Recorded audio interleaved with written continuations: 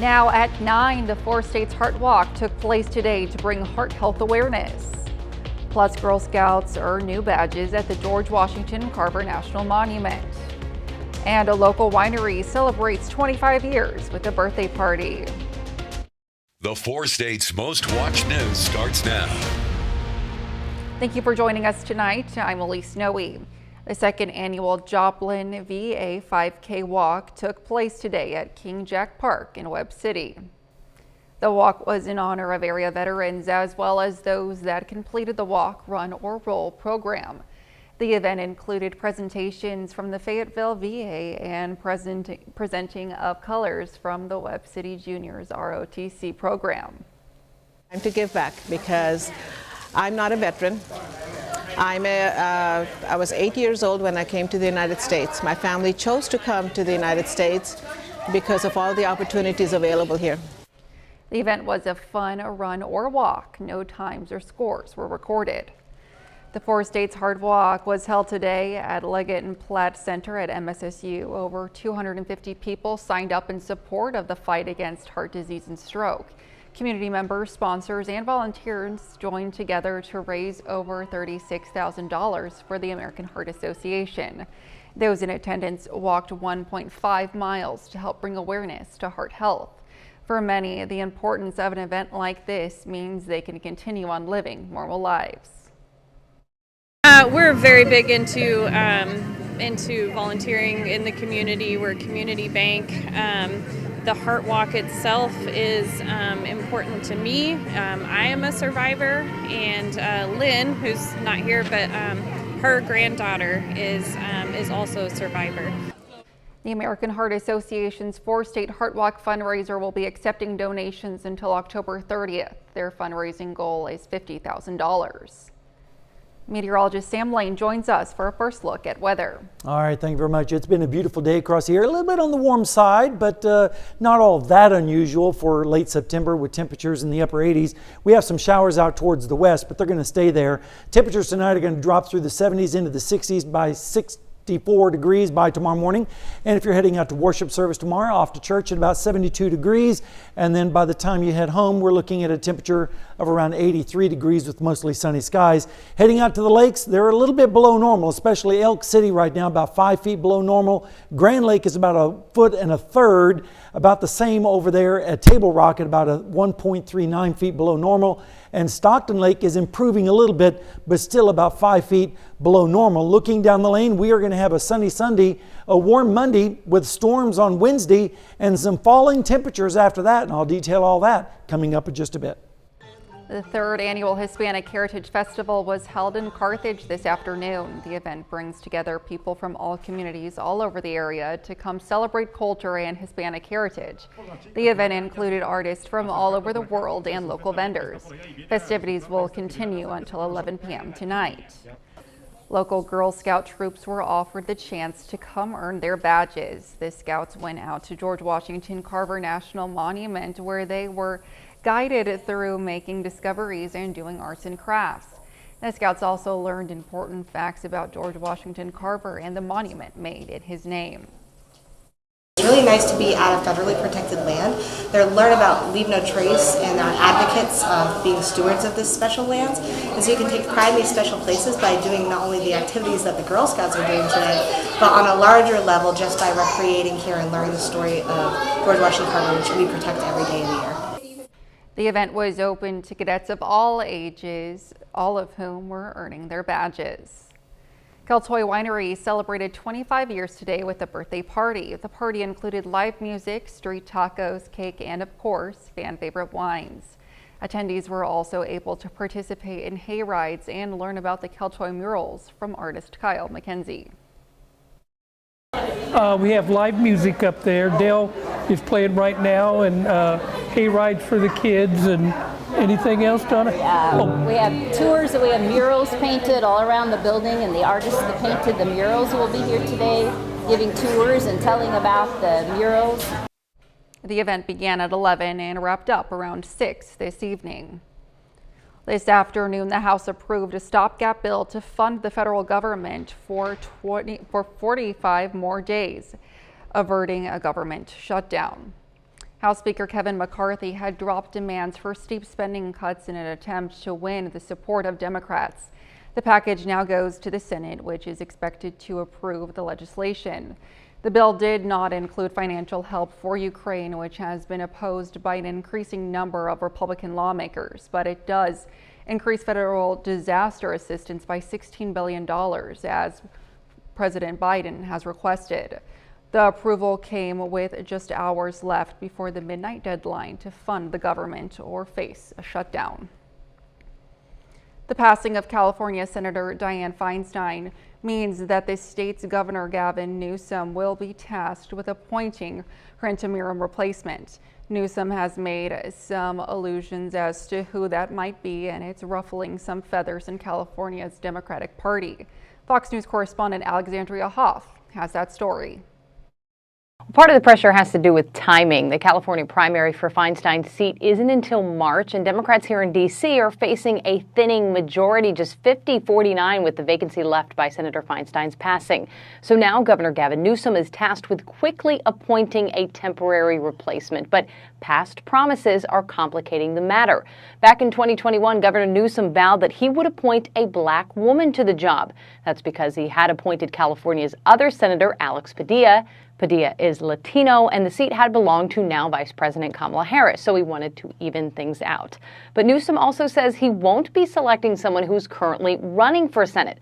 That rules out prominent Democratic Congresswoman Barbara Lee. Here he is speaking to that earlier this month. It's my responsibility. If we have to do it, we'll do it.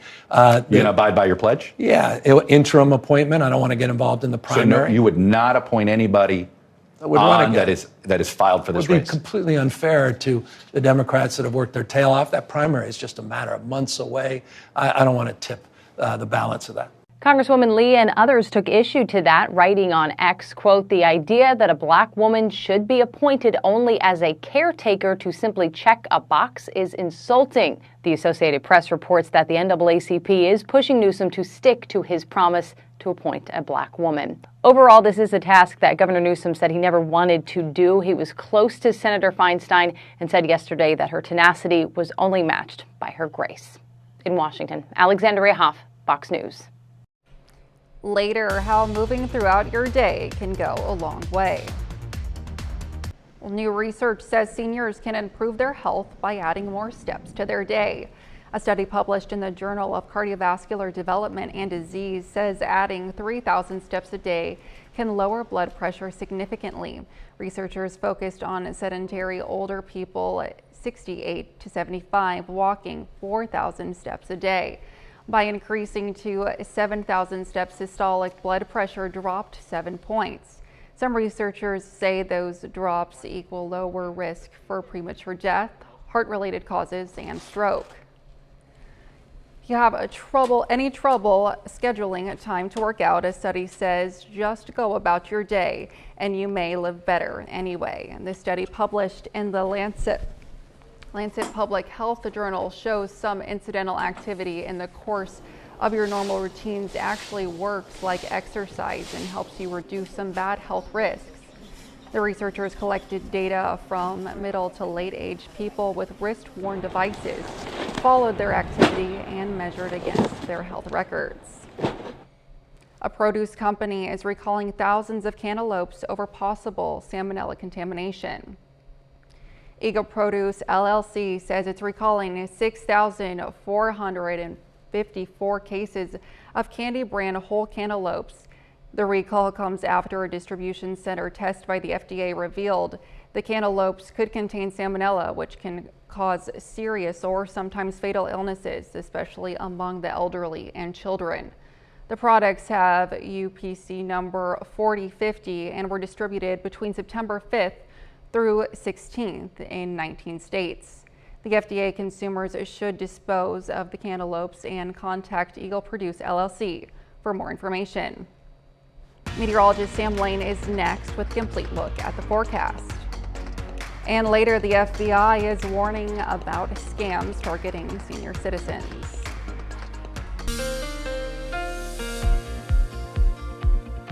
Well, the summer weather just continues to roll on across our area. Even though it's late September, it felt more like mid-July. this afternoon with lots of sunshine and temperatures in the lower 90s.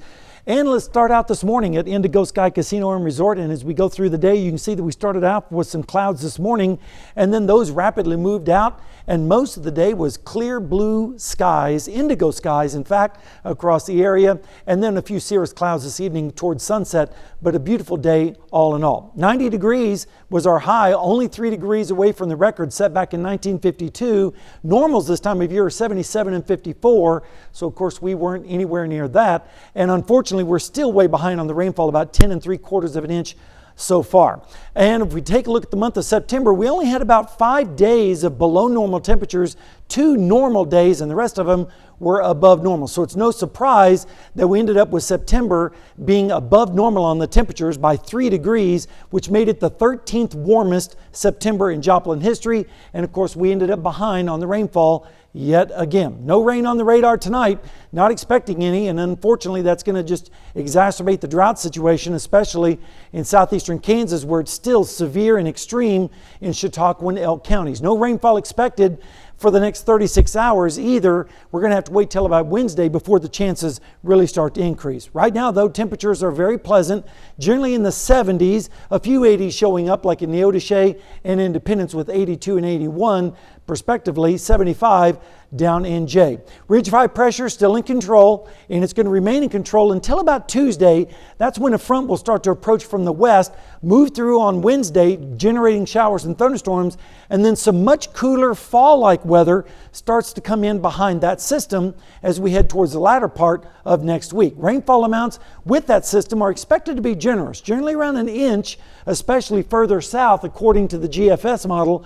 The European model is very similar, with more widespread showers and storms on the lighter side, especially up towards the north and west, where very little precipitation is expected. So we'll have to wait and see how that pans out. But right now, we're looking at lows tonight in the 60s, a few 50s sprinkled in. Then tomorrow, another summer-like day. Temperatures in the mid to upper 80s east and 90s out towards the west.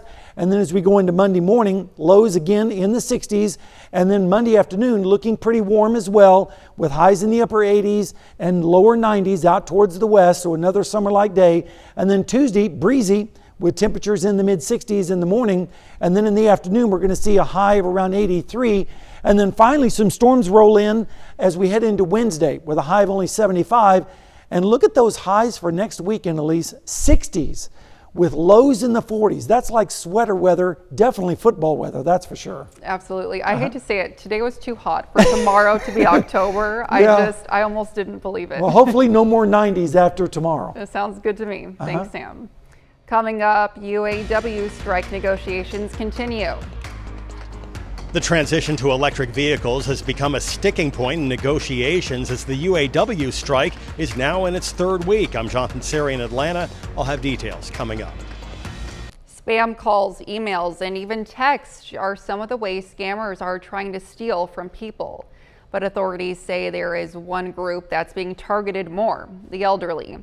That's why the FBI is helping seniors in Atlanta spot fraud. Fox's Deirdre Dukes has more.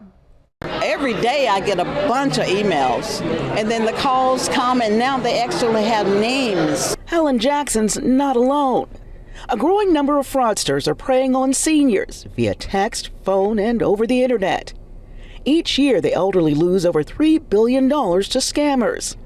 Elder fraud increased 84% in 2022, with the victims losing about $35,000 on average. They really prey on people who may be a little confused and try to get them to do things quickly without having time to contact their family members. The FBI and U.S. Attorney's Office teamed up with the DeKalb Office of Senior Services to launch a new initiative at the Lou Walker Senior Center in Lithonia Thursday.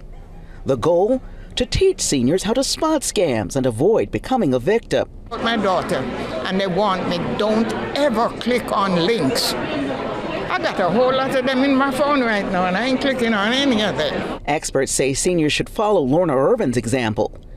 During the educational seminar, law enforcement officials distributed placemats printed with information detailing the common tricks scammers use and ways to seek help if someone loses money to criminals. We thought the best way to get it out would be to put it in a placemat format so that if we're going to a nursing home or if we're going to a senior center and they can have it right in front of them, and it's something they can keep and take back with them.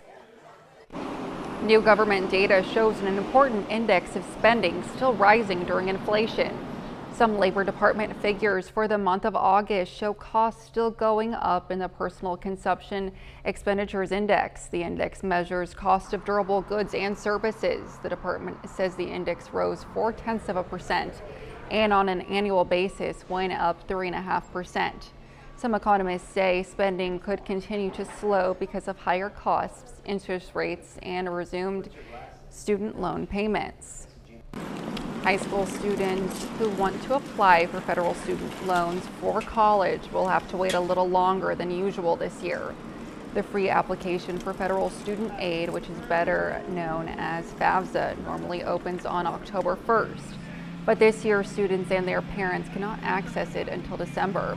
That's because the form to request aid for the 2024 to 2025 school year is being updated and streamlined. It's the end of an era for a popular streaming service. Up next. A once high-tech and convenient way to get your movie binging goes the way of the dinosaur. Netflix officially closed its DVD rental service Friday with the final mailouts in the iconic red envelope. The company announced in April that it would end the service and has stopped taking orders on DVD.com. The first rental from Netflix was Beetlejuice and was sent out on March 10, 1998. And Netflix reached the 5 billion DVDs ship mark in 2019. 30 more minutes of news, weather, and sports coming your way. Coming up, UAW strike negotiations continue as it enters its third week. Still no end in sight for the ongoing strike by auto workers against Detroit's big three car companies. On the minds of both sides is what the industry will look like as it transitions to electric vehicles. Fox News correspondent Jonathan Seary has more. The United Auto Workers strike now entering week 3. Friday, another 7,000 union members walked off the job at Ford and GM plants in Illinois and Michigan. Workers say they've had enough. This fight isn't just about us, it's history. This is for the entire middle class. One of their main concerns is the upcoming switch to electric vehicles, which they say could put thousands out of work. I think one of the things the UAW is trying to do now is to assert we need to preserve some of the jobs that might be lost because electric vehicles don't require as many people to build them. But the EV revolution is creating tens of thousands of new jobs in the South, including in Georgia, where tax incentives and a mostly non-union labor pool have lured foreign automakers to set up shop in the state. That developing industry certainly has not gone unnoticed by Detroit's big three, as they consider the UAW's demands. Both automakers cannot make money at the present wage rates and the present work rules on electric vehicles. Another 40–50% to labor costs. You might as well shut down Detroit and say the automobile industry is going to be in Georgia and in Japan. UAW President Shawn Fain says despite the current standstill in negotiations, they're not backing down. There comes a point in time where you've been abused enough, you have to stand up for yourself, and this is it. Currently, about 25,000 workers are on the picket lines. The union says that number will get bigger as the strike goes on. In Atlanta, Jonathan Seary, Fox News. Meteorologist Sam Lane joins us for another look at the forecast. All right, thank you very much, Elise. It's been a beautiful day across the 4 states and nothing really on radar right now, just a little bit of moisture and ground clutter showing up. There were some storms earlier out towards the west. Your forecast for tomorrow, heading out to service, about 72 degrees at 9 a.m.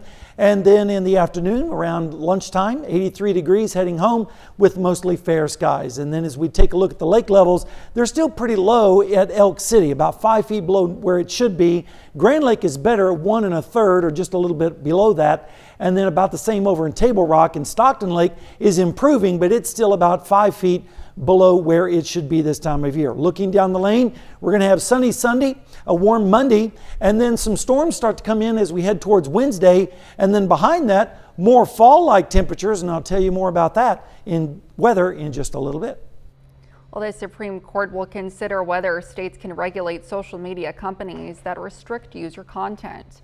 Under review will be whether laws passed in Florida and Texas, which aim to control social media platforms such as Facebook, TikTok, and X, formerly known as Twitter, over censoring users based on their viewpoints, were constitutionally valid to do so. The review will happen when the Supreme Court takes up its new term in October. President Biden opted not to go to the southern border this week during his visit to the border states of California and Arizona. However, the world's richest person did make the trip, and Elon Musk had plenty to say about the migrant crisis. Fox News senior correspondent Casey Stiegel has the story from Eagle Pass, Texas. Another grueling week for boots on the ground at the southern border. CBP officials say they encountered another 10,000 migrants in the last 24 hours across all Border Patrol sectors.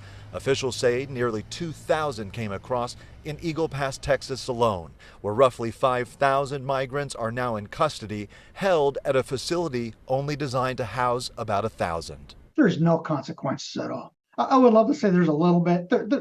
There's not even a speed bump.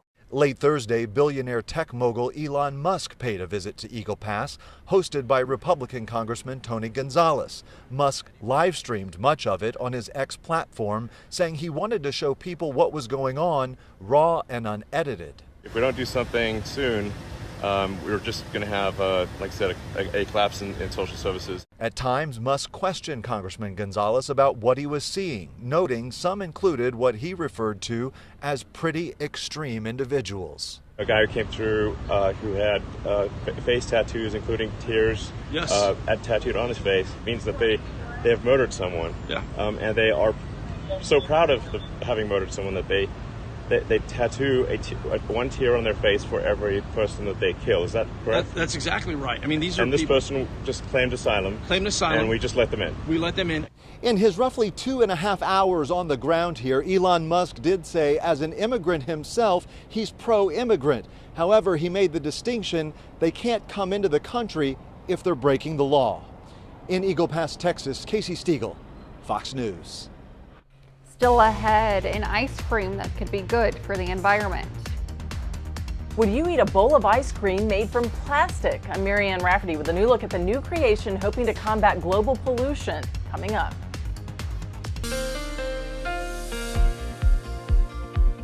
Well, it's the last day of September, but you wouldn't know it with the temperatures outside over the last few days, with temperatures more summer-like instead of the beginning of fall. And we're going to see some improvement, though, in our forecast. First, let's take a look outside right now at Indigo Sky Casino and Resort. Things are looking pretty nice just outside of Seneca, Missouri.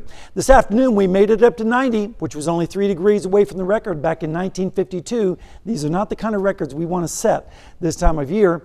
And we're looking at rainfall still about 10 3/4 behind for the year, as we've not really had that much rain over the last several months. In fact, in September, we had 23 days above normal, 5 below, and 2 normal days. So it's no surprise that we ended up the month at 3 degrees above normal, which put us about 13th warmest September in Joplin history. Rainfall, of course, we were behind by about 3/4 of an inch.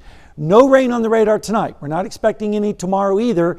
And unfortunately, the drought situation is still ongoing for Chautauqua, Elk, and Montgomery counties in the extreme category, and still extreme up to the north as well in Vernon and Cedar counties too. Rainfall is not going to be expected for the next 36 hours. Rain chances are going to be pretty close to zero, but we do at least have pleasant temperatures right now, generally in the mid 70s, a few 80s showing up like in Neodesha and Sedan, as well as Yates Center with 81 right now. The ridge of high pressure is still in control. This Omega block is going to start breaking down by the time we go into Tuesday and Wednesday with the cold front moving in from the north, and that's going to bring rain chances. And also behind it, we're going to get more fall-like weather with a cool air mass dropping down out of Canada right over us. So it's going to be returning back to normal once we get towards the middle part of the week. Rainfall amounts with this next system are expected to be heaviest down to the south, according to the GFS model, with generous amounts. European model is a little bit drier, especially to the north and west, and still pretty decent rainfall amounts with that system on Wednesday. So hopefully we will get a little bit more in the way of rainfall. Temperatures tonight are going to be in the 50s and 60s with south winds. Then tomorrow, another summer-like day with temperatures in the upper 80s and lower 90s out towards the west especially. And then as we go into Monday morning, still mild with lows in the 60s and south winds. Then Monday afternoon, another carbon copy of today and tomorrow with highs in the upper 80s and lower 90s. And then Tuesday, breezy with increasing clouds and moisture with lows in the 60s. And then by Tuesday night into Wednesday, that's when the next chance of rain begins, especially on Wednesday with a high of 75. And then look at that, much cooler as we head towards the latter part of the week, especially next weekend with temperatures only in the 60s and lows in the 40s. Now that is what I call fall-like weather. I'm so ready for it. I'm Me ready too. for a hot coffee. Absolutely. No more iced coffee over here. Thanks, Sam. Don't forget, you can be the first to know about the day's weather with the KOAM Skywatch weather app. Get severe weather updates sent straight to your phone free of charge. It's available in the Apple App Store and the Google Play Store. The KOAM Skywatch weather app. Coming up in sports, Pittsburgh State football goes on the road to Northeastern State. Plus, Missouri Southern also hits the road. John Dales has the highlights from the Lions battle with UCO up next.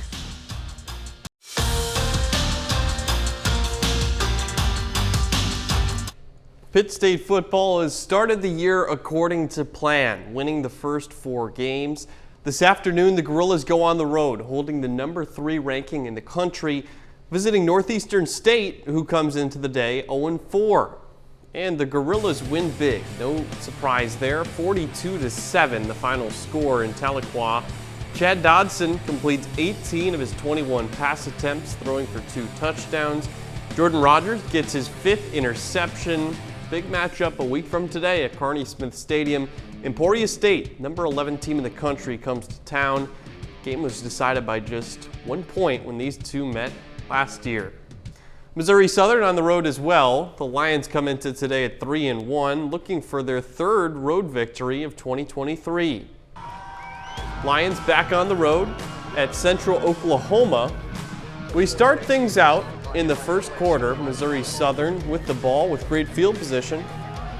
Nathan Glades with a big run, bouncing it to the outside before he gets pushed to the sideline. That set things up for this play where Anthodius Ashley runs it in for the touchdown. Lions take a 7-0 lead. However, UCO would respond on the next possession. Trevin Woolfork is the one who gets the handoff here, and he runs around the defense, goes to the far sideline, and gets inside the pylon for the touchdown. We're tied up at 7 apiece. We move ahead now into the second quarter. Broncos up 10-7. Lions on the move again. Luke Sampson, big pass up ahead to Jaden Stoshak. He makes multiple defenders miss. Then that set things up right outside the goal line for Javion Marlowe, who punches it across the goal line and into the end zone for the touchdown.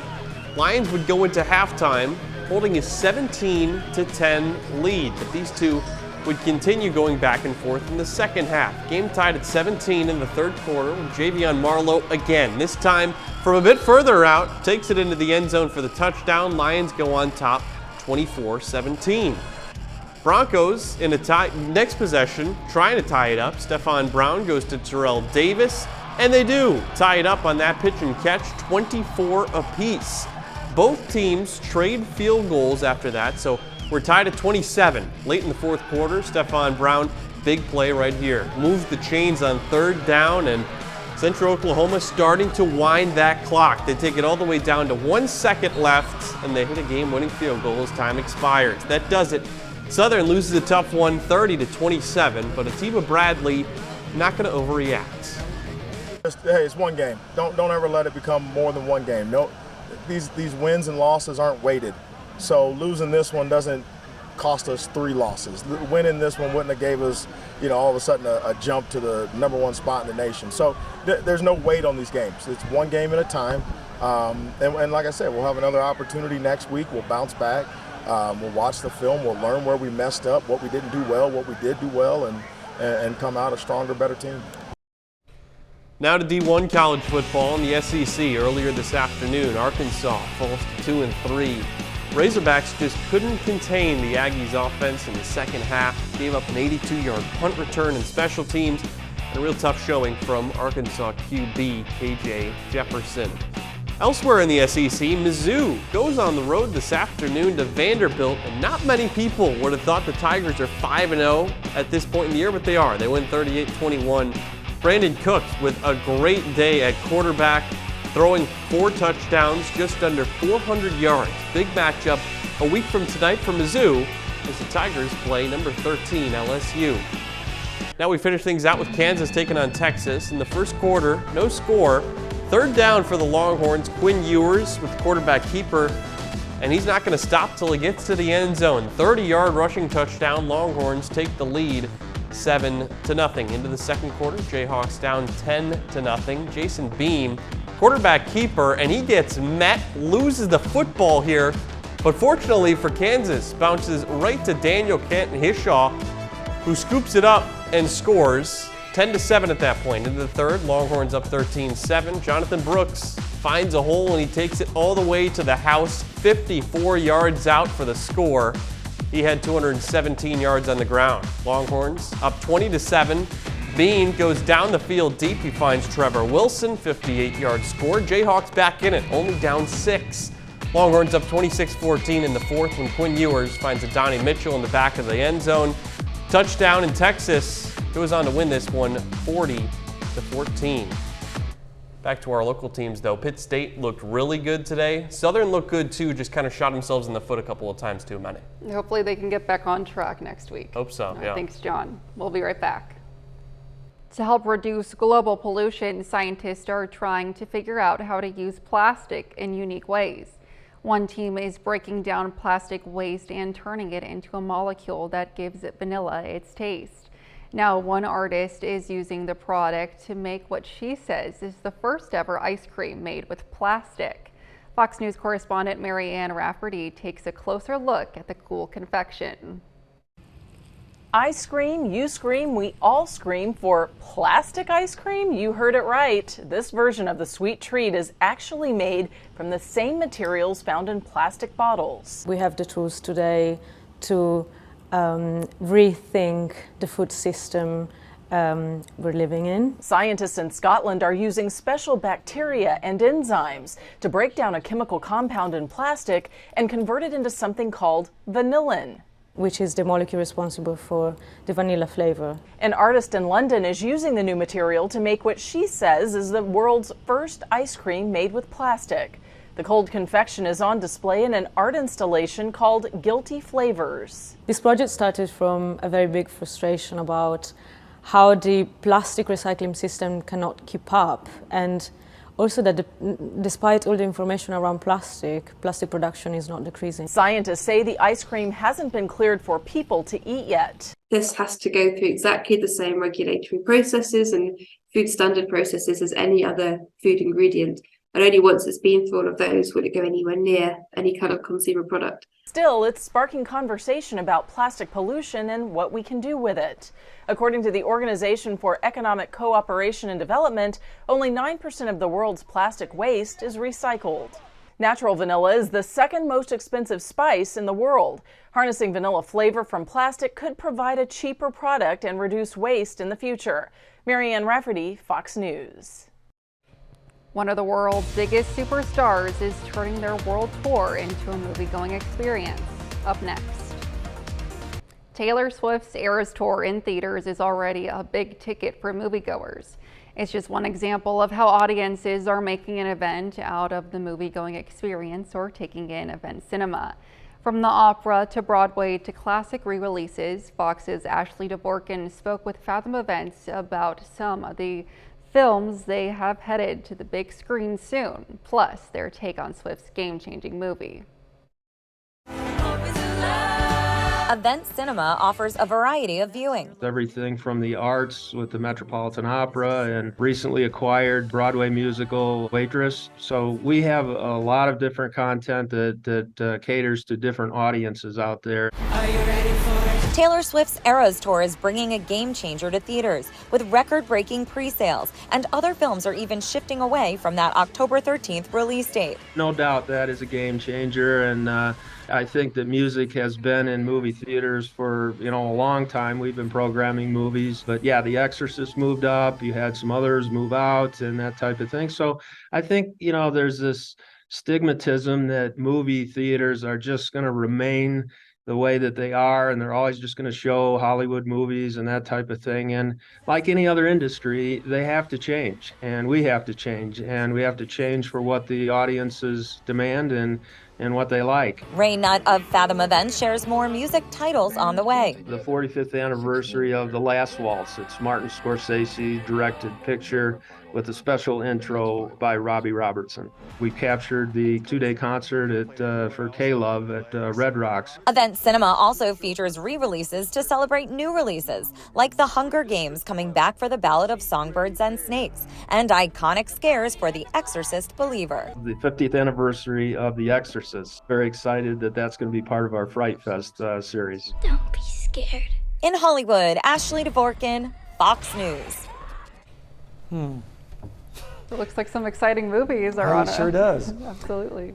We have some exciting weather to talk about, at least in the long term. We have some storms coming back in on Wednesday, and that's going to help us cool down into the 70s on Thursday and Friday. And then look at next weekend. Perfect. Temperatures in the upper 60s and lows in the 40s.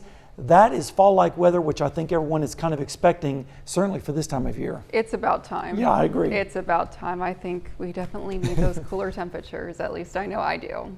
Well, that's our time for tonight. Thanks for joining us.